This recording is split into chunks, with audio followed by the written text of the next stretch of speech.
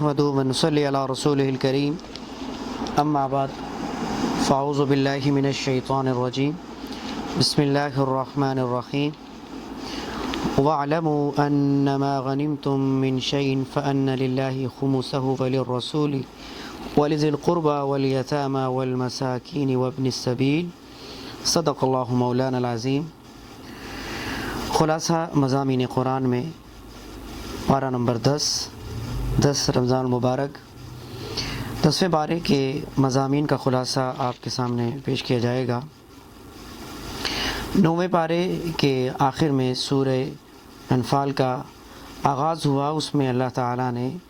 مال غنیمت اور جنگ بدر کے واقعات کو ذکر فرمایا۔ 10ویں پارے کے آغاز میں بھی سورہ انفال کا سلسلہ جاری ہے اور اس میں اللہ تعالیٰ مال غنیمت کی تقسیم کو بیان فرما رہے ہیں کہ مال غنیمت کی تقسیم کیسے کی جائے گی، کہ مال غنیمت کے 4 حصے مجاہدین میں تقسیم کیے جائیں گے اور 5واں حصہ اسلامی حکومت کے بیت المال میں ڈال دیا جائے گا۔ بعد میں اللہ تعالیٰ مسلمانوں کو یاد دلا رہے ہیں کہ کیسے تمہارا آمنا سامنا ہوا جنگ میں کفار کے ساتھ۔ رکوع نمبر 1 میں اللہ تعالیٰ مسلمانوں کو جنگ بدر میں مدد اور فتح کے لیے 4 اصول ارشاد فرما دیے تا قیامت کے مسلمانوں کو کیسے نصرت خداوندی حاصل ہو سکتی ہے، کہ جنگ میں ثابت قدمی اختیار کریں، اللہ کا ذکر کثرت سے کریں اور آپس میں ایک دوسرے کو اختلافات اور لڑائی جھگڑوں سے بچائے رکھیں، اور جس قسم کے ناموافق حالات کا سامنا کرنا پڑے دوران جنگ میں اس پر صبر کریں۔ اسی طرح غرور اور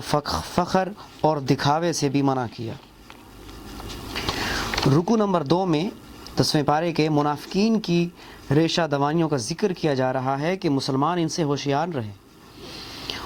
اور کافروں کو اللہ تعالیٰ ڈرا رہے ہیں کہ تم اگر سرکشی سے باز نہ آئے تو تمہارا بھی فرعون جیسا حشر کیا جائے گا۔ بعد کی آیات میں مسلمانوں کو اللہ تعالیٰ معاہدوں کا اصول بتا رہے ہیں کہ کسی قوم کے ساتھ اگر تمہارا معاہدہ ہے، ایگریمنٹ ہے، اور تمہیں اس قوم سے دغا بازی کا خطرہ ہے تو ایسی صورت میں ان کے اس معاہدے کو آپ واپس کر سکتے ہیں، کینسل کر سکتے ہیں، کیونکہ جن لوگوں نے بدعہدی کی ہے، وعدے کو توڑا ہے، اب مسلمانوں کا ان کے ساتھ ہر قسم کے معاہدات ختم ہو چکے ہیں اور ہر قسم کی کارروائی کے لیے مسلمانوں کو آزادی حاصل ہوگی۔ رکوع نمبر 3 اور 4 میں اللہ تعالیٰ جہاد فی سبیل اللہ کے متعلق تیاری کے احکامات دے رہے ہیں کہ مسلمانوں کو عسکری ساز و سامان کی مکمل تیاری، جدید سائنس اور ٹیکنالوجی کی روشنی میں جتنے بھی جدید ہتھیارات ہیں ان کا حصول ممکن بنانا چاہیے، جو کہ ملک اور قوم کی سالمیت اور تحفظ کے لیے کام آ سکے، تاکہ کوئی بھی دشمن طاقت جو ہے وہ میلی نظر سے دیکھنے نہ پائے۔ لیکن اس کے ساتھ ساتھ اللہ تعالیٰ نے یہ بھی ہدایات دے دی کہ ان مال اسباب ہتھیار پر، ان میزائلوں پر اعتماد و توکل نہ ہو، بلکہ اللہ کی ذات پر بھروسہ ہونا چاہیے۔ اس کے بعد سورہ انفال کا آخری رکوع، جس میں اللہ تعالیٰ نے فدیہ قیدیوں سے متعلق احکامات کو ارشاد فرمایا کہ جنگ بدر میں جو 70 مشرکین گرفتار ہوئے تھے تو آپ صلی اللہ علیہ وسلم نے صحابہ کرام سے مشورہ کیا کہ ان کے ساتھ کیا سلوک کیا جائے، تو حضرت عمر اور دوسرے کو صحابہ کا مشورہ یہ تھا کہ ان کو قتل کر دیا جائے، اور چونکہ مسلمان ابھی غربت کی حالت میں تھے اور حالات درست نہیں تھے مدینہ کے اس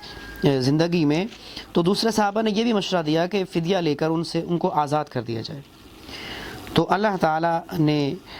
آپ صلی اللہ علیہ وسلم نے ان کو فدیہ لے کے آزاد کر دیا، لیکن اللہ تعالیٰ نے اس رائے کو پسند نہیں کیا اور فرمایا کہ اگر اللہ کا حکم پہلے نہ آ چکا ہوتا تو جو فدیہ تم نے لے لیا ہے اس کے بدلے تم پر بڑا عذاب نازل ہوتا۔ اور اللہ تعالیٰ نے یہ بھی فرما دیا ان آیات میں کہ نبی کے شایان شان نہیں ہیں کہ قیدی ان کے قبضے میں رہیں۔ تو یہ آیات بھی فدیہ کے متعلق قیدیوں سے حضرت عمر رضی اللہ تعالیٰ عنہ کے موافقات میں سے ایک آیت ہے کہ جو آیات حضرت عمر رضی اللہ تعالیٰ عنہ کی مرضی اور منشا کے مطابق اللہ تعالیٰ نے نازل فرمائی۔ اور اس صورت کے آخر میں اللہ تعالیٰ نے انصار کی فضیلت کو بیان کیا کہ جب مسلمان مہاجرین ہجرت کر کے بے سر و سامان مدینہ میں جب داخل ہوئے، انہوں نے گلے لگایا اور ان کو ٹھکانہ فراہم کیا، ان کی مدد کی، تو اللہ تعالیٰ نے ان کی شان کو بیان کر دیا۔ اس کے بعد سورہ توبہ کا آغاز ہوتا ہے، اور سورہ برات بھی اس کو کہا جاتا ہے۔ ترتیب توقیفی کے اعتبار سے نمبر 9 اور نازل ہونے کے اعتبار سے 113 ہے۔ برات بری ذمہ ہو جانے کو کہا جاتا ہے، جس کا مطلب بیزاری کے ہے۔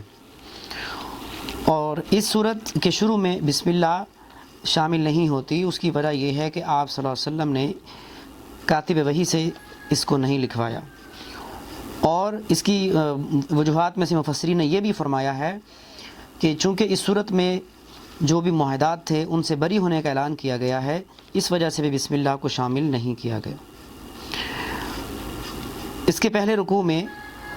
اس چیز کو ذکر کیا جا رہا ہے کہ فتح مکہ ہونے کے بعد مشرکین مکہ کو 4 ماہ کی مہلت دی گئی تھی کہ اللہ کی طرف سے کہ یہ لوگ 4 ماہ کے اندر مسجد حرام سے ان کو نکال دیا جائے، مسجد حرام میں مشرکین نہ رہیں، یہ نجس ہیں، ناپاک ہیں۔ اور لیکن عملی طور پر اس کی اگر تکمیل دیکھی جائے تو حضرت عمر رضی اللہ تعالیٰ عنہ کے دور خلافت میں جا کے نظر آتی ہے۔ تو قیامت تک کے لیے جزیرہ عرب میں مشرکین کا داخلے کو ناجائز قرار دیا گیا۔ رکوع نمبر 2 میں اہل کتاب کے ساتھ کے جو قبائل تھے مدینہ میں، ان کے معاہدوں کا ذکر کیا جا رہا ہے کہ اگر وہ ان معاہدوں کو پورا کرتے ہیں، ان کی پاسداری کرتے ہیں، تو مسلمان تم بھی ان کی پاسداری کرو گے۔ اگر وہ پورا نہیں کر رہے ہیں تو آپ بھی اس کے پابند نہیں ہیں۔ اس کے بعد بتایا جا رہا ہے کہ مشرک اور کافر اگر توبہ کر لیتے ہیں اور نماز اور زکوٰۃ ادا کرتے ہیں تو مسلمانوں کے یہ دینی بھائی ہیں، ان کے ساتھ کسی قسم کا بدلہ اور انتقام نہیں لیا جائے گا۔ اور پھر اس کے بعد اللہ تعالیٰ فرما رہے ہیں کہ اللہ کی محبت کو تم ہر موقع پر ترجیح دو، اگر تمہیں ضرورت پڑے تو راہ خدا میں ہر چیز قربان کر دو، چاہے وہ وطن ہے اس کو خیر بات کہنا پڑے، چاہے مال دولت کو اللہ کے راستے میں لگانا پڑے، چاہے جان کو قربان کرنا پڑے۔ ایسے ہی لوگ حقیقی مومن ہیں کہ جان تو دی ہوئی اسی کی تھی، حق تو یہ ہے کہ حق ادا نہ ہو۔ رکوع نمبر 3 میں اللہ تعالیٰ ارشاد فرما رہے ہیں کہ اللہ کے گھروں کو یعنی مسجدوں کو آباد کرنے والے، ان کی دیکھ بھال نگرانی کرنے والے کے حقیقی مستحق اللہ اور آخرت پر ایمان لانے والے مومن ہی ہو سکتے ہیں۔ یہ مشرکین جو اپنے آپ کو کہہ رہے ہیں کہ ہم اللہ کے گھر کے رکھوالے ہیں، ایسا درست نہیں ہے۔ پھر حکم دیا جا رہا ہے کہ اگر تمہارے باپ دادا بھائی اگر وہ کفر کی حالت میں ہیں تو ان سے دوستی نہ رکھو،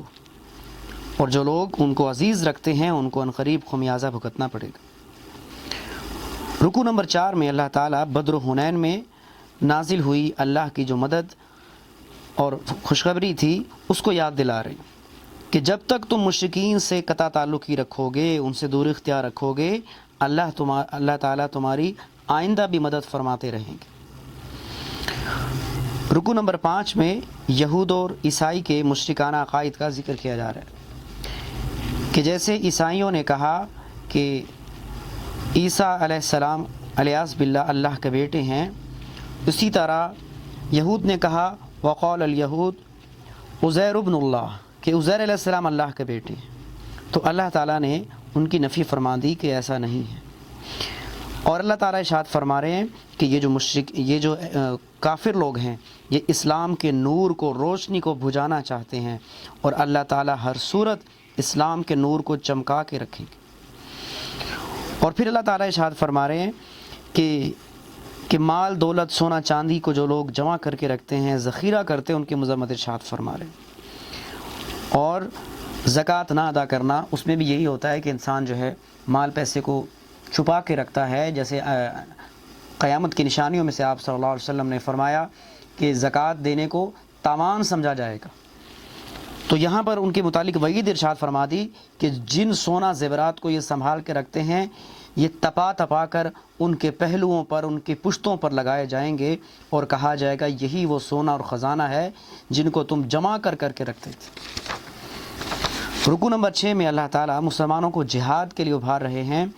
کہ دنیا اور مال اسباب کی محبت میں تم نے جہاد کو کیوں چھوڑ دیا؟ تو مسلمان کو اس کے دل میں جذبہ جہاد ہونا چاہیے۔ آپ صلی اللہ علیہ وسلم نے فرمایا کہ جس انسان نے نہ کبھی جہاد کی تمنا کی، نہ کبھی جہاد میں جہاد میں شامل ہوا، فرمایا یہ نفاق منافقت کے ایک شعبے پر مرا ہے۔ تو اللہ تعالیٰ فرماتے ہیں کہ جہاد کو چھوڑ دینا دنیا اور مال کی محبت سے اللہ کے عذاب کا مستحق ہونا ہے۔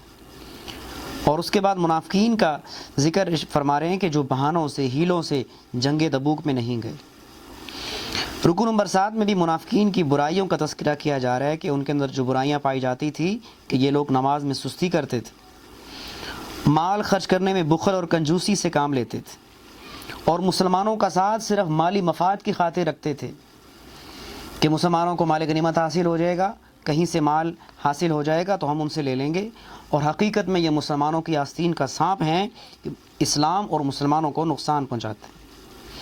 رکو نمبر 8 میں زکوٰۃ کے مصارف کو بیان کیا گیا، 8 مصارف کہ ان پر زکوٰۃ کو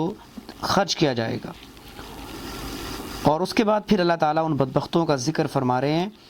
کہ جو لوگ اپنی حرکتوں کی وجہ سے، اپنی شرارتوں سے رسول اللہ صلی اللہ علیہ وسلم کو تکلیف پہنچاتے ہیں۔ اور اللہ تعالیٰ فرماتے ہیں کہ اللہ اس کے رسول صلی اللہ علیہ وسلم کی تعلیمات کے ساتھ افسوسناک رویہ رکھنے والے، آپ صلی اللہ علیہ وسلم کی تعلیمات کو اہمیت نہ دینے والے ان لوگوں کی مذمت کی جا رہی ہے کہ یہ رویہ درست نہیں ہے، اس رویے کو درست کرنا ہوگا۔ رکوع نمبر 9 میں نفاق اور منافقت کی علامتیں بیان کی جا رہی ہیں کہ ان میں کیا علامات پائی جاتی ہیں کہ اللہ کی جو پسندیدہ باتیں ہیں ان کو یہ لوگ پھلنے اور پھولنے نہیں دینا چاہتے، یہ لوگ اللہ اور اس کے رسول صلی اللہ علیہ وسلم کی باتوں میں، اس کے رستے میں رکاوٹیں ڈالنا چاہتے ہیں، اللہ اس کے ذکر کو بھلانا چاہتے ہیں۔ اور اللہ تعالیٰ نے پھر اس کے بعد فرما دیا کہ یہ منافقین خبردار رہیں کہ جیسے پہلی قومیں تھیں، قوم عاد و سمود، ان کو اللہ نے کیسے عبرتناک طور پر برے نتائج کے ساتھ ان کو سزا دی کہ آج بھی ان کی بستیوں کے کھنڈرات دیکھیں تو وہ تمہیں نظر آئیں گے۔ تو اللہ تعالیٰ فرما رہے ہیں کہ تم بھی ان نتائج سے خبردار رہو۔ رکوع نمبر 10 میں منافقین اور کفار کی حرکتوں اور سازشوں کو بے نقاب کیا گیا کہ یہ لوگ جہاد سے روکتے ہیں کہ مسلمان جہاد میں نہ چلے جائیں، اور مسلمانوں کا اللہ کی راہ میں مال خرچ کرنا، اللہ کے رستے کے اندر مال کو اپنے لگانا اور ایثار اور قربانی کا سے کام لینا، اس کا یہ مذاق اڑاتے ہیں۔ ان چیزوں کو اللہ تعالیٰ ارشاد فرما دی۔ رکوع نمبر 11 میں منافقین سے ناراضگی کا اظہار کیا جا رہا ہے کہ جن لوگوں نے جنگ تبوک میں ہیلے اور بہانوں سے جنگ میں نہ جانے کا عذر ظاہر کیا اور جنگ میں نہیں گئے، تو اللہ تعالیٰ نے بھی واضح طور پہ ارشاد فرما دیا کہ آپ صلی اللہ علیہ وسلم آئندہ ان کو جنگ میں لے جانے کی ہرگز ضرورت نہیں، اور ان لوگوں کے لیے دردناک عذاب کو فرما دیا۔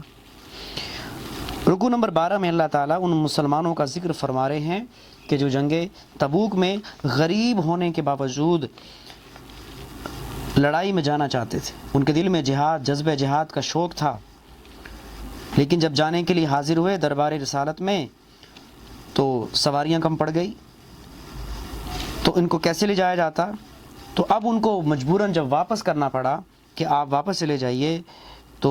ان کے دل میں جو جذبہ اور شوق اور اشتیاق تھا جہاد فی سبیل اللہ کا، ان کو بڑا رنج ہوا، یہ زاروں قطار رونے لگ گئے۔ تو اس طرح 10ویں پارے کا اختتام ہوتا ہے۔ دعا ہے اللہ تعالیٰ کہنے اور سننے والوں کو عمل کی توفیق عطا فرمائے۔ وآخر دعوانا ان الحمد للہ رب العالمین۔